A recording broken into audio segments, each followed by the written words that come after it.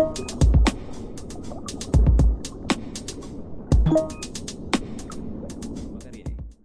mungkin teman-teman di sini ada yang pernah tahu kali ya bahwa ungkapan data adalah minyak baru. Terus ada ungkapan baru lagi, kalau misalkan data adalah minyaknya, AI adalah listriknya. Karena kan cara kerja AI itu hasil dari inputan data-data yang banyak gitu kan. Nah, dari inputan data yang banyak itulah si AI bekerja seperti itu. Nah, jika data diibaratkan sebagai bahan bakar yang menjalankan masyarakat digital, maka kecerdasan buatan atau AI bisa dianggap sebagai listrik baru, membuka peluang baru dan mengubah cara kita bekerja. Itu yang akan kita bahas. Oke, mungkin teman-teman di sini ada yang udah tahu kali ya, TV1.ai. Nah, jadi di TV One itu salah satu yang pertama kali ya di Indonesia yang udah menggunakan teknologi AI di perusahaannya gitu, yaitu dengan ini membuat presenter berita dengan bentuk AI. Jadi mulai dari tampilannya seperti ini gitu kan, dari suaranya sih mungkin beberapa ada yang AI, beberapa ada yang manual sih. Cuman mungkin kedepannya bakal fully AI gitu, benar-benar diotomatisasi sama AI. Nah, jadi Tifon tuh salah satu yang apa tuh yang sudah menerapkan AI ya, sehingga hal ini berujung ke kesempatan untuk orang yang mau daftar jadi reporter gitu kan. Jadi ada korelasinya tuh antara penggunaan AI, penerapannya di perusahaan, kemudian dengan adanya lowongan pekerjaan yang berkurang sebagai presenter karena si pekerjaan presenternya ini udah digantikan sama AI. Meskipun di segmen ini tuh cuma untuk di media sosial Instagramnya aja gitu, belum di TV nasionalnya belum. Cuman tetap itu sudah dampak AI itu sudah ada hari ini juga, per hari ini juga udah ada. Selanjutnya, nah tapi apa sih sebetulnya AI itu dan apa sih yang membedakannya itu dengan software pada umumnya gitu kan? Jadi yang membedakannya ya menurut keterangan di sini, yang membedakan AI dengan software biasanya adalah jika software biasa itu tuh di dalam software kan itu sudah diprogram sebelumnya gitu kan. Kalau misalkan kita ngeklik ini gitu, maka hasilnya bakalan keluar gitu. Nah, si hasilnya itu tuh sudah diprogram sebelumnya. Sedangkan dengan adanya AI ya, teman-teman mungkin di sini ada yang udah nyobain juga ChatGPT gitu. Dengan menggunakan teknologi AI itu kita ya si jawaban atau si respon yang dikeluarkan sama AI itu akan menyesuaikan dengan si penggunanya gitu. Jadi ini tuh sering banget terlihat ketika kita menggunakan aplikasi TikTok, Instagram gitu kan. Kalau misalkan kita ngeklik like di konten yang sama terus, nah nanti si feed-nya tuh bakalan terus di feeding terus gitu lah konten-konten yang sama tuh karena kita ngasih feedback bahwa kita tuh suka konten ini. Nah, itulah yang membedakan dengan AI dan software biasa. Selanjutnya, jadi bahkan ya teman-teman, di konferensinya Google terakhir, yaitu Google I.O., sang CEO-nya tuh Sundar Pichai, dia tuh mengatakan AI itu sebanyak 140 kali dalam 2 jam, 2 jam presentasi gitu. AI, AI, AI, AI, AI, udah kayak zikir aja tuh si Sundar Pichai, ngomong 140 kali. Nah, jadi maksudnya tuh gimana? Maksudnya tuh perusahaan teknologi sekelas Google aja, ya, mereka tuh sekarang berfokus kepada teknologi AI gitu. Jadi banyak perusahaan-perusahaan teknologi baik itu di luar negeri ataupun di Indonesia gitu ya, sedang berlomba-lomba membuat inovasi dengan mengintegrasikan teknologi AI ini ke dalam produknya. Nah, bahkan ya Elon Musk juga mengatakan bahwa meskipun AI itu banyak banget kegunaannya, pekerjaan yang tadinya membutuhkan waktu berjam-jam gitu kan, sekarang bisa diselesaikan dengan beberapa menit aja gitu kan. Tapi si Elon Musk itu punya pemikiran yang berbeda gitu. Dia bilang bahwa AI itu tuh lebih berbahaya dibandingkan nuklir gitu. Jadi mungkin teman-teman di sini ada yang udah pernah nonton Oppenheimer juga kan. Nah, menurut Elon Musk tuh si teknologi AI itu sama halnya dengan teknologi bom nuklir gitu. Jadi harus benar-benar ada regulasi yang jelas agar tidak disalahgunakan.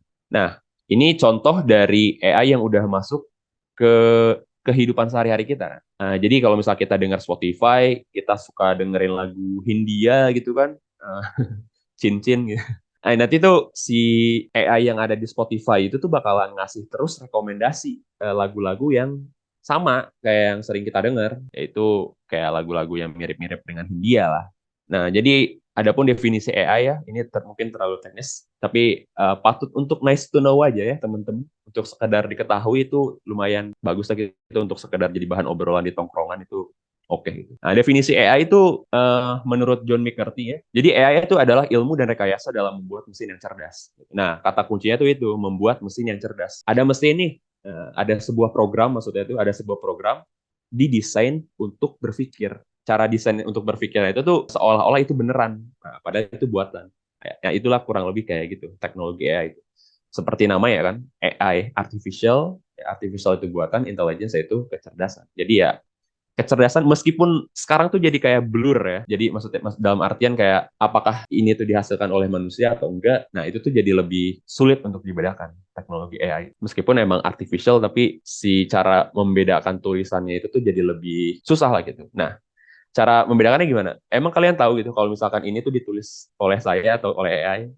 Kan sulit untuk membedakannya. Saya bisa aja ngaku, wah ini ditulis sama AI. Atau saya juga bisa ngaku, ah ini ditulis sama saya sendiri kok. Ini hasil pemikiran saya. Ini hasil riset-riset saya. Nah, kayak gitu kurang lebih si teknologi AI itu. Nah, jadi teman-teman ya, AI itu udah banyak banyak jenis lah gitu, banyak banyak bidangnya.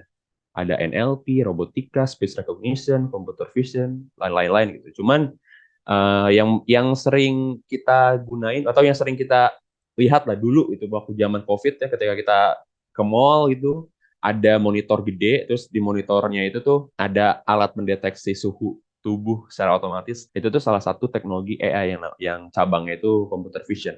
Nah, di computer vision juga sekarang lagi dikembangkan untuk mobil mobil listrik yang driverless itu, yang tanpa supir itu. Mobil tanpa supir itu teknologinya, yang nama teknologinya itu adalah AI, sub bidangnya adalah computer vision. Gitu. Jadi AI itu luas banget ya teman-teman. Baru-baru ini ya Harvard Business School sudah melakukan studi baru banget sekitar 12 September yang lalu gitu. 12 September kemarin maksudnya. Jadi di dalam studi ini tuh menyajikan hasil dari 2 eksperimen yang dilakukan oleh Harvard ya. Jadi bekerja sama dengan Boston Consulting Group untuk mengkaji dampak AI pada knowledge worker. Nah, knowledge worker tuh kayak kayak saya gitu yang berkutat pada perkontenan gitu. Mungkin kayak teman-teman juga lagi aspiring to be knowledge worker gitu di sini.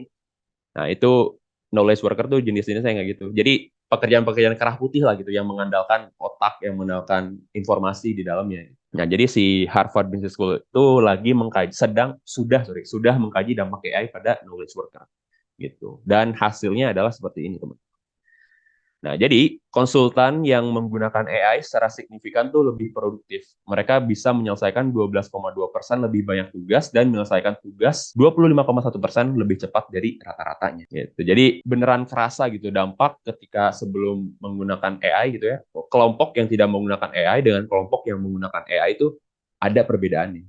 Perbedaannya tuh di dalam artikel ilmiah itu tuh dikaji. Bahkan ya teman-teman, produktivitas juga sangat meningkat ya, kayak yang tadi itu dijelaskan. Support agent itu dalam artian kayak customer service gitu ya, yang menggunakan AI itu dapat menangani 13,8% lebih banyak pertanyaan customer dalam dalam per jam. Kemudian studi yang kedua ya, bisnis profesional ya, kayak mungkin kayak teman-teman di sini yang lagi pengen ke sana untuk nyari kerja gitu kan. Bisnis profesional yang menggunakan AI itu dapat menulis 59% lebih banyak dokumen bisnisnya dalam per jamnya gitu. Dan terakhir adalah seorang programmer. Nah, kalau programmer ini saya kurang relate ya karena saya bukan dari alam programmer juga. Mungkin di sini bisa share lah buat teman-teman programmer yang sudah menggunakan generatif AI di pekerjaannya gitu. Apakah benar gitu? Bisa mengerjakan 126% lebih banyak proyek per minggunya. Oke, selanjutnya. Bayangin kalau pekerjaan kita digantikan sama AI. Menurutmu serem gak sih? Jadi kerjaan yang tadinya itu tuh memerlukan lowongan pekerjaan lah, katakanlah lowongan pekerjaan di suatu posisi itu memerlukan 50 orang untuk mengisi posisi tersebut. Nah, jika perusahaan itu menerapkan teknologi AI yang bisa memangkas 50 orang tersebut menjadi katakanlah 15-20 orang aja gitu, itu kan jadi problem tersendiri kan. Nah, bahkan ya McKinsey salah satu perusahaan konsultasi gitu, perusahaan konsultasi ya, McKinsey and Company gitu, memprediksi bahwa 12 juta orang itu harus ya membutuhkan mengubah pekerjaannya di tahun 2030 gitu. Karena ada beberapa pekerjaan yang menjadi usang pekerjaannya. Oke, nextnya healthcare, STEM, construction job itu tuh industri-industri ya, industri-industri yang akan tetap terus naik gitu kan, apalagi pekerjaan konstruksi. Sedangkan pekerjaan-pekerjaan jasa, customer service gitu, pekerjaan-pekerjaan customer service tuh akan menurun. Nah, maksudnya tuh apa? Untuk pekerjaan-pekerjaan yang di luar tadi ya, di luar membutuhkan knowledge, membutuhkan apa gitu, seperti bukan berarti konstruksi itu tidak membutuhkan knowledge gitu. Maksudnya pekerjaan-pekerjaan seperti ini ya di kantor, di depan laptop gitu kan. Itu tuh di dalam industri konstruksi akan jauh dari itu. Sehingga meskipun perkembangannya itu terus meningkat ya, tapi itu jauh dari ranah AI karena AI belum bisa bikin bangunan sendiri, guys. Ingat itu. AI belum bisa bikin bangunan sendiri. Nah, makanya pekerjaan konstruksi itu jadi salah satu industri yang aman lah dibanding aman terdisrupsi dibandingkan AI. Seperti itu. Nah, sedangkan kalau misalkan customer service itu tuh bisa apa? Itu tuh lagi decline menurut informasi dari ini tuh. Dari McKinsey itu. Lagi declining gitu, lagi menurun karena ya tadi sangat amat kena dampaknya lah, kena dampaknya customer service tuh. Jadi gampang diotomatisasi dengan adanya AI. Ini baru ya, kita langsung ke generatif AI. Setelah kita tahu tadi perkenalan tentang teknologi AI, kenapa AI itu bisa dibicarakan banyak orang, beberapa pekerjaan yang menyempit dengan adanya AI gitu. Kita tuh harus tahu gitu, kenapa itu semua bisa terjadi. Yaitu gara-gara teknologi yang namanya adalah AI berjenis generatif. Apa sih AI generatif itu? Jadi ya, secara definisi, generatif AI itu adalah jenis AI yang dapat menghasilkan karya digital baru, baik itu dalam bentuk teks, foto, musik, sampai video. Ciri utama generatif AI adalah kemampuannya menerjemahkan instruksi sederhana menjadi karya digital baru. Maksudnya tuh kayak gini, menerjemahkan instruksi sederhana. Katakanlah kita pengen pengen bikin CV gitu ya, bikin CV tapi kita malas untuk merangkai kata-katanya. Nah, dengan teknologi generatif AI, kita tuh langsung bisa. Kita contohkan. Saya pengen langsung hal yang praktikal gitu mungkin buat teman-teman di sini yang lagi kesulitan buat nyusun CV atau resumenya gitu kan. Nah, mungkin bisa membantu lah setelah ini. Jadi bisa langsung dipraktekkan. Oke. Yang pertama teman-teman tuh pergi ke chat.openai.com ya. Itu tuh salah satu teknologi generatif AI yang tadi saya ceritakan. Gitu. Nah, kemudian untuk teman-teman, mungkin di sini ada yang udah pernah nyoba juga sih. Cuman untuk yang belum nyoba seperti ini. Yang pertama gini, tuliskan ya, tuliskan CV tuliskan CV untuk saya. Oke. Berikut adalah keterangan informasi mengenai diri saya gitu kan. Misal apa namanya itu? Oki oki oki Aulia misalnya. Sambung. Oke, oke, Aulia, seorang lulusan dari Universitas, udah saya aja deh, Sultan Aulia itu, seorang lulusan dari Universitas Pajajaran, gitu kan. Masuk tahun 2017. Oke, selama perkuliahan saya aktif di kegiatan bukan ekstra ya, UKM ya, unit kegiatan mahasiswa bola basket gitu kan. Saya menjadi ketuanya gitu misalkan. Oke, sekarang buatkan CV yang menjual terhadap posisi yang akan saya lamar, yaitu sebagai manajemen trainee lah gitu, biar umum. Oke, dan nanti si AI-nya itu langsung nggak menghasilkan gitu. Pendidikan. Nah, kurang lebih kayak gini ya, teman-teman. Nanti kalian bisa langsung kopas di sini dan ya udah. Kalau misalkan belum ada yang bagus itu, kalian bisa langsung melakukan iterasi lah, melakukan perulangan di respon selanjutnya. Seperti itu. Itu perkenalan tentang generatif AI. Oke. Nah, adapun teman-teman, ternyata generatif AI itu nggak cuma sekedar text to text gitu kan. Tapi ada juga yang namanya itu text to image, text to speech, text to video gitu. Jadi tadi kita udah mencontohkan yang text to text ya, teman-teman. Mengubah instruksi sederhana atau istilahnya tuh kalau di dalam generatif AI itu namanya prompt. Jadi menerjemahkan prompt itu ke dalam bentuk teks atau kayak tadi, atau kalau misalkan generatif AI jenisnya text to image, menerjemahkan instruksi gambar, menerjemahkan prompt menjadi gambar gitu. Kalau speech menjadi bentuk suara kayak gitu sih. Jadi macam-macam ya generatif AI itu. Nah, selanjutnya kita kenalan sama ChatGPT kayak tadi ya. Nah, ya. Dan apa sih cara kerjanya dan kenapa ini tuh bisa jadi game changer juga buat teman-teman di sini, apalagi buat yang lagi nyari kerja gitu. Kalian bisa memanfaatkan teknologi ini untuk proses kalian dalam pencarian kerja, upskilling bahkan bisa belajar juga. Nah, apa itu ChatGPT ya? ChatGPT itu adalah sebuah AI chatbot yang menggunakan natural language processing untuk membuat percakapan dan dialog seperti manusia. Nah, model bahasa yang digunakan itu dapat merespon pertanyaan dan menulis beragam konten tulisan seperti artikel, postingan sosial media, essay, email, dan lain-lain. Gitu. Jadi kayak ibaratnya tuh kalau misalnya teman-teman di sini ada yang pernah gunain Simi-Simi ya dulu, aplikasi Simi-Simi. Nah, ChatGPT itu versi advance-nya dari SimSimi gitu. Nah, kalau misalkan SimSimi itu kan merespon banyak pertanyaan tapi jawabannya itu tuh sudah diprogram sebelumnya gitu. Sedangkan kalau misalkan ChatGPT itu sudah diprogram sebelumnya tapi bukan responnya. Responnya itu tuh berdasarkan dari input kita gitu. Tuh kan pernah kan Alif curhat di SimSimi itu pernah. Ya jadi ChatGPT itu advance lah gitu, apa tingkatan AI chatbot yang advance gitu, dibandingkan dengan SimSimi. Itu karena apa? Karena bisa menghasilkan artikel, bisa membuat postingan sosial media, essay gitu kan, dan lain-lain. Gitu. Terus siapa sih pembuat ChatGPT itu? Nah, ChatGPT itu ternyata merupakan produk yang dibuat oleh OpenAI ya, sebuah AI research company yang diluncurkan ke publik pada 30 November 2022. Nah, inilah perkenalan awal kenapa saya jadi kecanduan main ChatGPT itu per hari itu juga, per tanggal ini juga gitu. Dari situ tiap hari saya buka ChatGPT terus biar nambah jam terbang aja gitu. Nah, OpenAI itu didirikan ya oleh sekumpulan tech entrepreneur dan researcher gitu, termasuk Elon Musk dan Sam Altman. Cuman Elon Musk tuh di awal-awal udah cabut duluan dia karena perbedaan visi. Nah, jadi tokoh besar OpenAI itu yaitu Sam Altman per tahun di 2015. Nah, saat ini investor besar OpenAI itu adalah Microsoft. Nah, ngomong-ngomong soal Microsoft gitu kan, Microsoft bakalan merilis produk-produk kayak Word gitu, Word, Excel, PowerPoint gitu. Nah, itu semua bakalan diintegrasikan dengan AI. Gitu. Jadi, jadi teman-teman benar-benar udah dimudahkan banget nih dalam menulis, dalam hal-hal kepenulisan, dalam hal-hal menganalisa di Excel gitu kan, itu benar-benar sudah dimudahkan dengan adanya teknologi AI itu.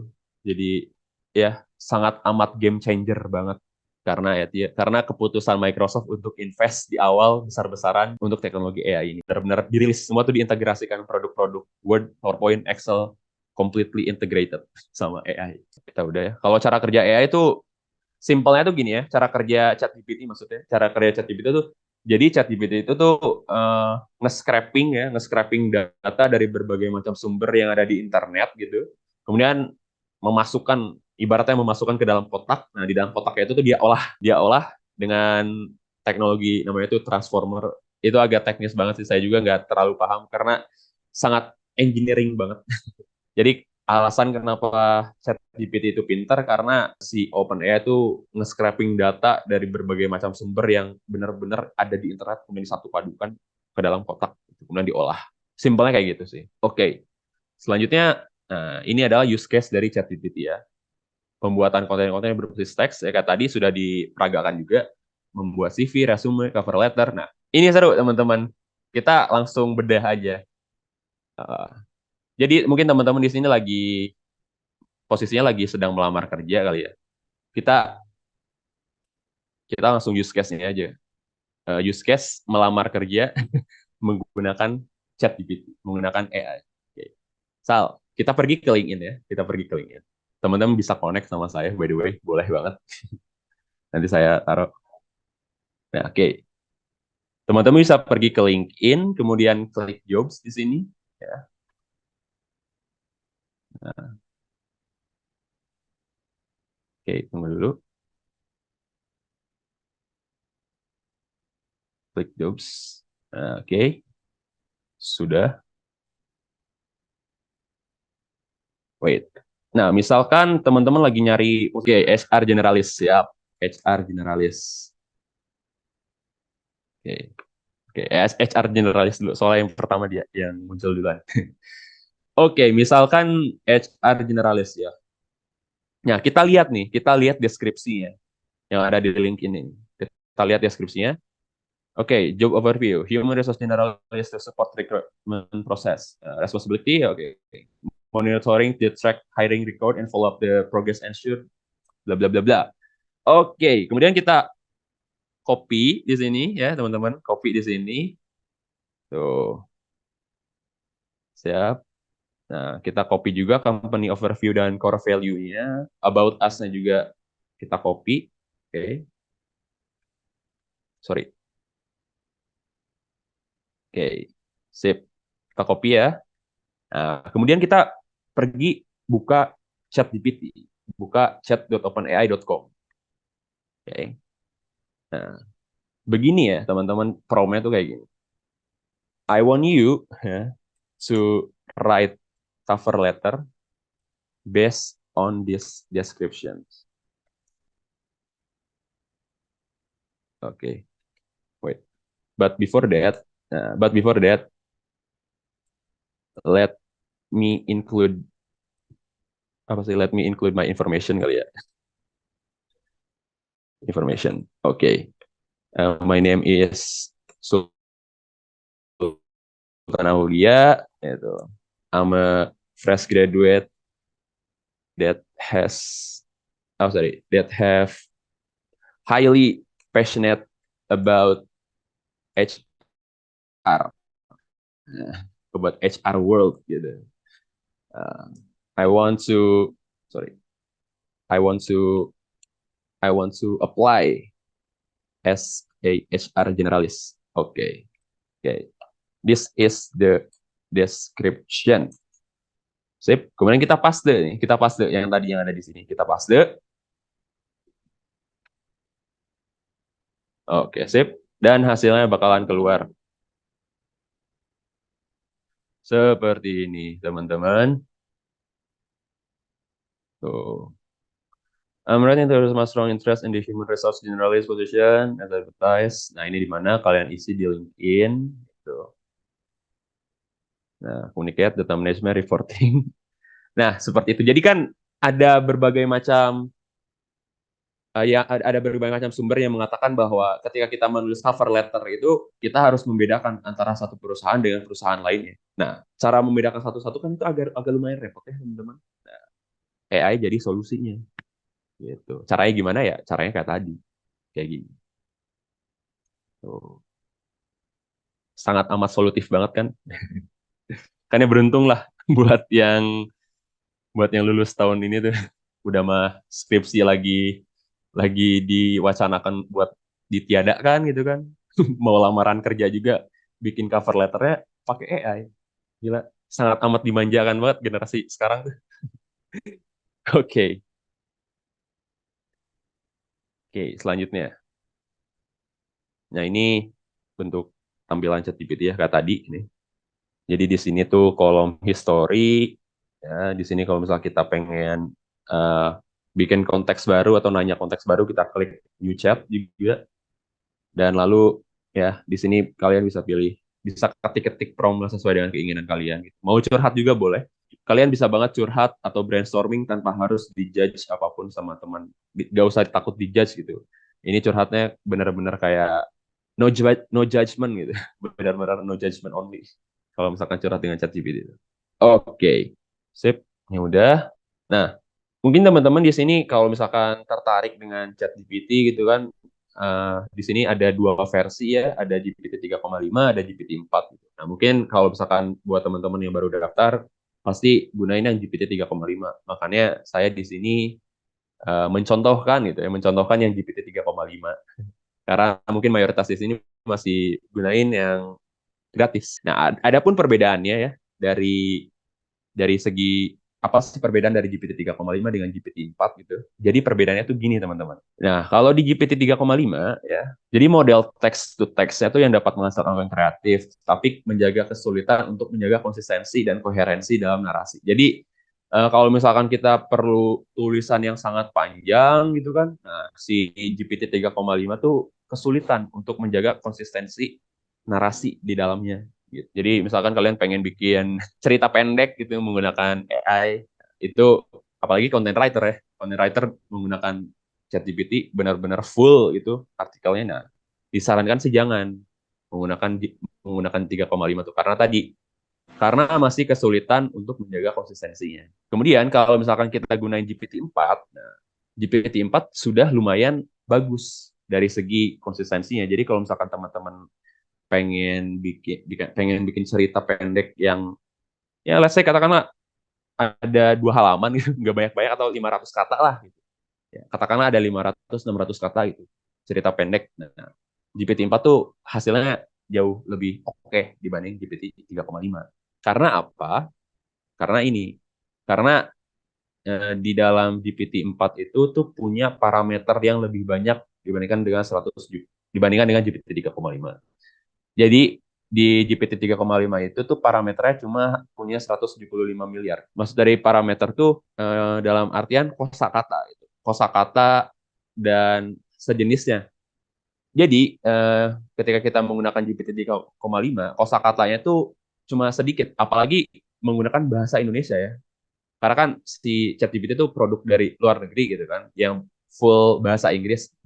Nah, kalau misalkan kita pengen mengubah gaya bahasa menjadi lebih informal, menjadi lebih Gen Z gitu kan. Nah, si GPT 3,5 tuh akan kesulitan, akan cukup kesulitan karena kosakata yang dia miliki itu sedikit dibandingkan dengan GPT 4. Nah, jadi kalau misalkan kita pengen mengubah bahasa, kalau misalkan kita nulis nih ya, nulis terus ini tulisannya masih kaku, itu masih masih gen boomer banget itu, masih generasi boomer banget itu tulisannya. Nah, terus kita pengen nih mengubah tulisan yang boomer tersebut jadi lebih Gen Z gitu. Nah, saya sarankan menggunakan GPT-4.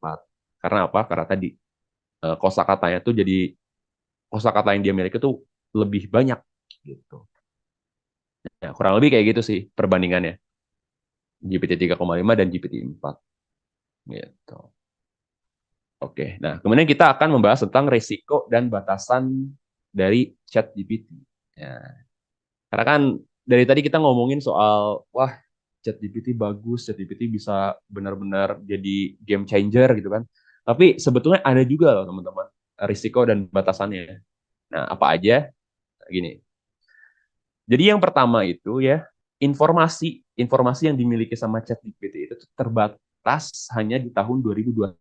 Nah, jadi kalau misalnya kita nyari informasi yang up to date ya, maksudnya itu yang up to date, nah, ChatGPT itu gak bakalan bisa karena informasi yang dia miliki itu terbatas hanya di tahun 2021. Kemudian ChatGPT juga itu tuh sangat amat kental dengan bias informasi. Maksudnya apa bias informasi itu? Maksudnya tuh gini.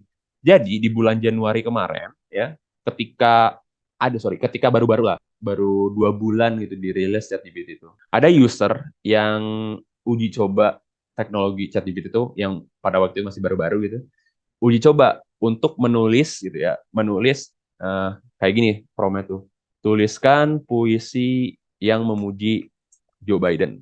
Nah, si GPT 3,5 pada waktu itu dia langsung menghasilkan kayak gini, menghasilkan puisi yang kayak gini, yang langsung lah gitu tanpa tanpa adanya basa-basi. Nah, kemudian ya si user yang tadi yang lagi uji coba itu, dia itu langsung menguji coba apa namanya tuh untuk menulis puisi yang bagus-bagus, yang baik-baik tentang Donald Trump. Nah, kayak gini contohnya. Tulis puisi yang bagus tentang Donald Trump. Nah, kalau sekarang udah ada setelah diprotes dia udah ada. Cuman pada waktu itu di bulan Januari kemarin, ChatGPT itu tuh gak mau membuat respon menuliskan puisi tentang yang bagus-bagus soal Donald Trump. Nah, makanya itu jadi satu bentuk kekurangan dari ChatGPT karena kental dengan bias informasi. Seperti itu. Kan harusnya teknologi itu kan benar-benar dibuat untuk netral gitu kan, tanpa memihak sana sini gitu. Tapi ternyata nggak bisa. ChatGPT itu belum sepenuhnya netral. Jadi ada beberapa agenda yang itulah intinya nggak bisa 100% netral lah gitu. Kalau misalkan ChatGPT. Makanya sekarang perkembangan AI itu lagi digodok untuk membuat teknologi di mana di dalamnya itu tuh benar-benar menjaga netralitas gitu biar gak memihak pihak satu dengan pihak dua gitu. Jadi benar-benar netral. Nah, itu tuh lagi dikembangkan sama jagoan-jagoan AI di luar sana. Nah, oke, selanjutnya adalah ya tadi informasi yang dihasilkan tidak sepenuhnya akurat ya, dan bahkan cenderung halu. Jadi mungkin di sini teman-teman lagi skripsian gitu kan. Nah, kalau misalkan nyari sumber-sumber referensi di sini tuh saya sarankan jangan, karena ChatGPT itu tuh sangat amat halu gitu, sering banget rentan akan kehaluan. Maksudnya rentan akan kehaluan tuh gimana? Misalkan gini, carikan sumber referensi tentang topik personal finance, artikel ilmiah tentang topik personal finance buat menjadi format APA style. Nah, saya tidak dapat mencari sumber referensi secara langsung karena saya tidak memiliki akses internet. Namun saya dapat memberikan contoh cara merujuk sumber. Nah, jadi teman-teman di sini tuh, nah contohnya kayak gini. Ini tuh meskipun kayak beneran ya, teman-teman. Brown AB, Green CD, strategi investasi efektif. Nah, kalau misalnya kita klik atau kita cari itu satu persatu di sini, itu tuh gak bakalan ada gitu, gak bakalan ada. Jadi si ChatGPT itu seolah-olah kayak orang yang halu gitu, cuma cuma nulis aja berdasarkan instruksi yang kita berikan gitu. Jadi nulis nulis aja gitu kan, tanpa mengecek tanpa mengecek kredibel atau enggak gitu si sumbernya tuh. Kemudian ya tadi resiko tinggi keamanan data. Nah ini teman-teman juga harus tahu bahwa ChatGPT itu pernah kebobolan, teman-teman, pernah kebobolan, dat ya, keamanannya itu pernah kebobolan sekitar bulan apa ya? Sekitaran bulan Mei itu kalau nggak salah ya, Mei April lah gitu. Waktu lagi anget-angetnya banget GPT itu. Ya sekitaran bulan Mei atau April gitu ChatGPT itu pernah kebobolan. Jadi sistem keamanannya itu tuh berhasil diretas lah sama hacker. Jadi email, password gitu itu gila, itu jadi dihack lah gitu ibaratnya sistemnya tuh.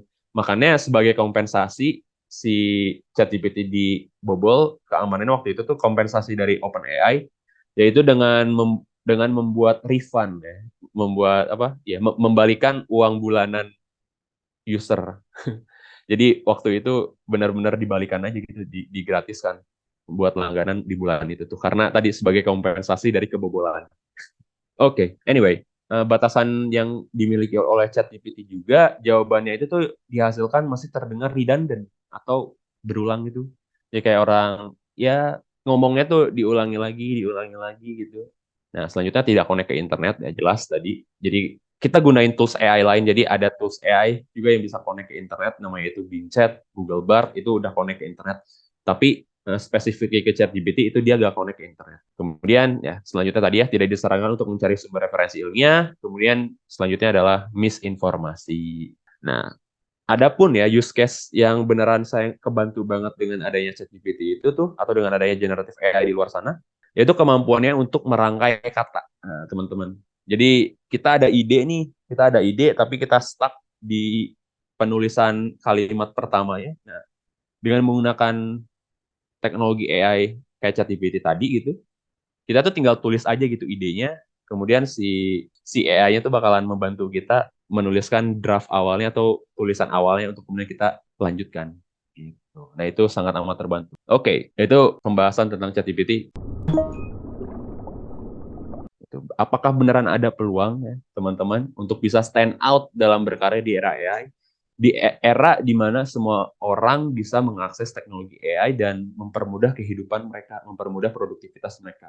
Bahkan bukan cuma mempermudah individu aja, bahkan mempermudah perusahaan gitu karena bisa memotong labor cost ya, maksudnya itu labor cost tuh. Jadi harga yang dimiliki untuk membiayai satu karyawan tuh gitu bisa dipotong lah gitu. Jadi misal satu posisi tadi ya udah dijelasin, satu posisi butuh 20 orang, tapi dengan adanya AI si satu posisi ini tuh bisa dipangkas jadi cuma 5 orang aja. Bayangin teman-teman, tiap tahun banyak banget fresh graduate yang baru lulus ya, yang bersaing satu sama lain untuk mengisi satu tempat di perusahaan, satu posisi di perusahaan. Apalagi dengan adanya teknologi gitu. Kita gak cuma saingan dengan fresh graduate di kampus mana gitu, tapi kita beneran sekarang saingannya tuh gak cuma dengan orang aja, tapi dengan AI. Nah, kita akan bahas tentang cara praktikal untuk bisa stand out dalam berkarya di era AI itu seperti apa. Nah, ini karena saya juga baru lulus tahun ini di bulan Mei kemarin gitu. Ini yang saya praktekkan teman-teman. Nah, adapun ilustrasi yang nanti bakalan saya gunain juga itu dari The Walk Salaryman. Kalian bisa cari di Instagram, X,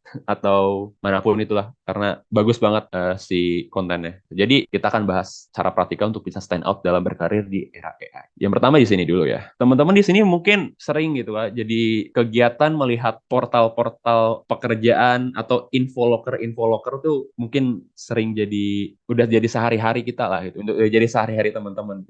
Dan itu pun pernah saya rasakan di tahun ini, waktu Januari kemarin, waktu lagi siap-siap mau lulus gitu. Cuman kita mikir gitu, yang melakukan itu tuh banyak banget, ada ribuan orang di Indonesia yang melakukan hal sama, melihat job portal yang sama, menggunakan aplikasi yang sama gitu kan. Itu banyak orang yang melakukan hal yang sama. Mengirim resume ke berbagai macam company yang menawarkan lowongan pekerjaan gitu, dan lain-lain sebagainya. Dan kita bersaing dengan beribu-ribu kandidat. Selanjutnya, teman-teman, kalau misalkan kita melakukan hal tadi yang sama dengan kebanyakan orang gitu, yaitu mengirim CV sebanyak mungkin dan bermain statistika sederhana gitu, menebar jala sebanyak mungkin untuk kemudian siapa tahu bisa nyangkut satu aja gitu buat kerja. perbanyak nyebar CV, siapa tahu nyangkut gitu. Itu mungkin strategi yang bagus gitu, mungkin strategi yang efektif gitu. Nah, cuman ya teman-teman, yang saya terapkan waktu mencari pekerjaan gitu, yaitu saya memiliki online presence, memiliki keberadaan online. Sederhananya itu saya ngonten. Yaitu personal brandingnya gitu. Mungkin buat beberapa orang kayak di ilustrasi ini, beberapa orang bakalan menganggap konten mah cringe banget gitu kan. Konten tuh cringe banget gitu, dan apalagi kalau misalkan di LinkedIn gitu kan.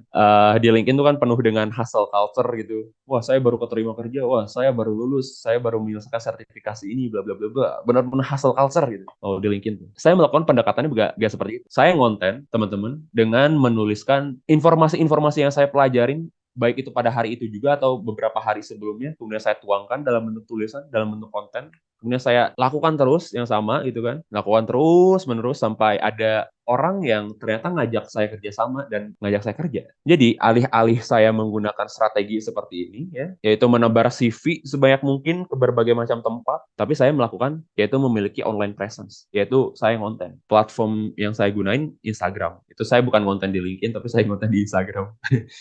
Jadi saya sharing knowledge, berbagai macam pengetahuan dalam kasus saya yaitu tentang AI. Mungkin di sini teman-teman juga punya punya passion atau lagi ngulik apa gitu. Nah, kalian bisa banget menuangkan pemikiran kalian tentang topik yang kalian pelajarin ini tuh ke internet, ke media sosial. Agar apa? Ya ini, agar kalian memiliki online presence. Apalagi sekarang dengan adanya AI, pembuatan konten jadi jauh lebih mudah dong harusnya. Kemudian apa yang saya dapat setelah saya ngonten konsisten beberapa bulan gitu. Saya dapat ini teman-teman. Saya dapat network. Jadi sekarang tuh networking nggak harus hadir ke event lain gitu. Cukup miliki keberadaan kalian secara online. Kalau misalnya kalian bagus kontennya, atau kalau misalnya kalian pemikirannya itu gokil gitu, peluang networking itu bakalan lebih terbuka teman-teman. Networking adalah kunci gitu. Saya bisa kerja nggak lewat jalur job portal gitu, tapi jalur networking gara-gara saya ngonten gitu. Nah,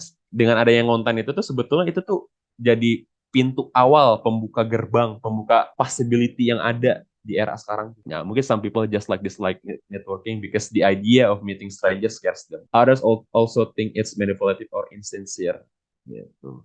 Cuman ya tetap ya teman-teman, se-introvertnya kalian, saya juga sebetulnya bisa dikatakan gitu kali ya. Sehari-hari saya cuma di depan laptop gitu, jarang bersosialisasi dengan lingkungan sekitar. Tapi saya nggak anti, teman-teman. Saya nggak anti. Karena apa? Karena dengan bersosialisasi, meskipun secara online ya, secara virtual, bikin komunitas gitu, membuat berkomunitas gitu. Saya nggak anti. Karena apa? Karena dengan kita berkomunitas, dengan kita ngobrol sama orang, dengan kita membuat konten gitu kan, kita tuh bisa dikenal. Yang pertama bisa dikenal, dan kemudian kita bisa punya kesempatan kerja, teman-teman. Itu kuncinya. Jadi gitu ya, teman-teman. Cara praktikal dari saya pribadi yang sudah menerapkan strategi ini, yaitu membuka jalur sendiri lah ibaratnya dalam berkarir, yaitu miliki online presence kalian. Mau itu di TikTok, mau itu di LinkedIn, mau itu di Instagram, X, whatever. Asalkan kalian menonjolkan expertise kalian, menonjolkan knowledge kalian di dalam konten-konten yang kalian buat gitu. Karena siapa tahu gitu ya, calon-calon HRD, calon-calon orang yang mau merekrut kalian tuh nontonin konten kalian gitu dan tertarik untuk mengenal kalian jauh lebih dalam. Oh ya teman-teman, segitu dulu ya. Nah ini ada rekomendasi AI tools untuk bantu cari kerja. Yang ada pertama ada Rezi, kalian bisa bikin resume, cover letter, kemudian ada job scan. Nah, kalian bisa catat atau bisa screenshot aja biar cepat gitu. Segitu aja ya teman-teman untuk pemaparannya dan jangan lupa join komunitas saya. Ini saya sering membahas tentang teknologi AI tools ya, tools-tools AI yang canggih dan berita terkini seputar AI. Kalian bisa join juga di sini. Ini saya taruh di sini ya linknya. Boleh banget buat join teman-teman. Ini totally free. Oke, segitu dulu teman-teman. Terima kasih. Kalau misalkan ada pertanyaan, mangga